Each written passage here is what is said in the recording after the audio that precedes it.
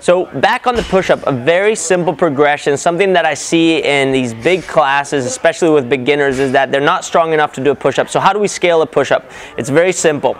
First way to scale it is you just change orientation in space. So if you can't handle a regular push-up where you're horizontal to the ground or parallel to the ground, you're going to bring your hands up onto a box. We don't go on our knees, we go up with the hands first. The reason we do that is we want to work on maintaining a good position.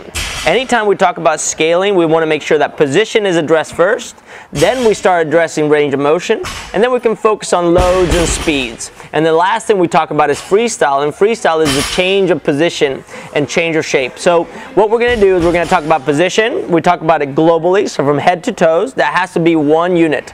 So if I start with my basic push-up, and I start from head to toe in a nice line, but I cannot handle the load of my body, I would go on to something like a bench or a table, where what I would look for is just this. This would be my scaled version. I wouldn't go higher than a 45-degree angle, because if I go higher than a 45-degree angle or I go against the wall, what we'll see is that the mechanics of the shoulders go away. So for scaling push-ups, number one, bring the body up. If you can't bring your body up because there's nothing around you to do so, you can do another thing. Instead of putting your knees on the ground, which would be this, I would go wide in my stance. So the reason I want to go wide in my stance is because that will make my body shorter.